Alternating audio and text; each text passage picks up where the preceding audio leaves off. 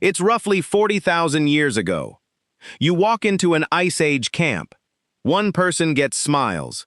Someone moves aside to give them a better spot near the fire.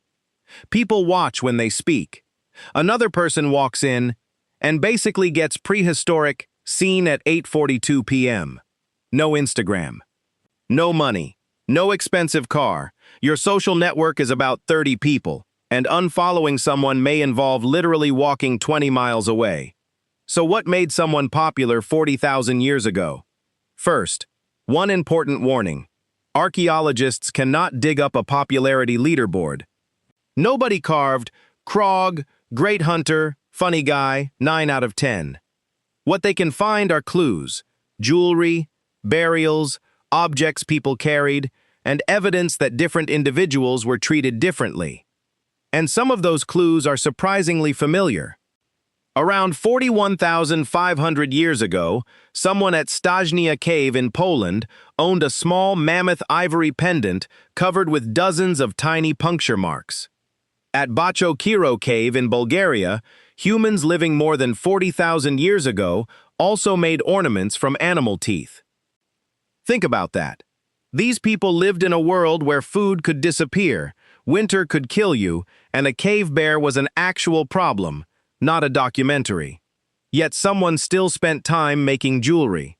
You cannot hunt dinner with a necklace. Probably. But ornaments could tell other people something about you, what group you belonged to, what traditions you followed, maybe even your role or identity.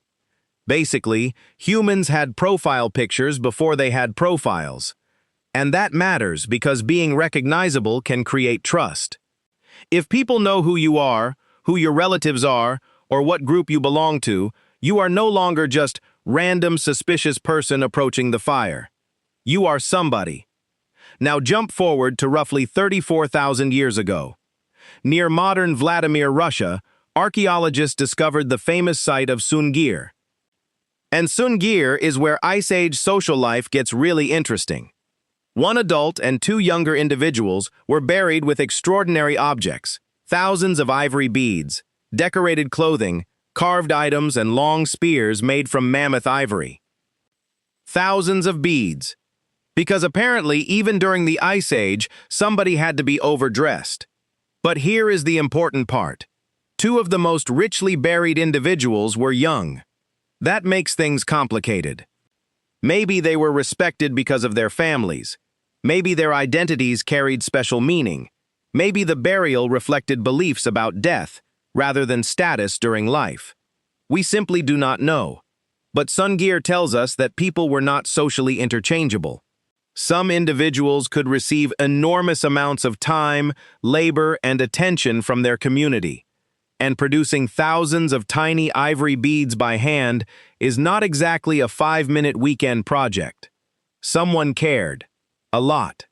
The third clue comes from something even bigger: social networks. Between roughly 34,000 and 24,000 years ago, Gravettian groups across Europe wore different combinations of beads, shells, animal teeth, and pendants. Researchers have found patterns in those ornaments, suggesting that different communities developed recognizable cultural styles. In simple terms, people could look different depending on who they belonged with. Think prehistoric usernames. No letters required. And popularity in those societies probably did not mean being famous to thousands of strangers. There were no thousands of strangers around. It may have meant something much more useful. Are you good at finding food? Can you make a reliable tool? Do you remember where water is when everyone else is lost? Can you settle an argument without hitting Gary with a rock? Those abilities create something anthropologists call prestige, influence, that comes because other people value what you know or what you can do, not because you are the biggest bully. Useful people attract attention. Skilled people attract learners. Generous people attract allies. Useful beats famous. Modern fun fact: Instagram launched in 2010. Humans had already been using jewelry and appearance to communicate identity for tens of thousands of years. Different feed, same species. So what made someone popular 40,000 years ago? Probably not one thing.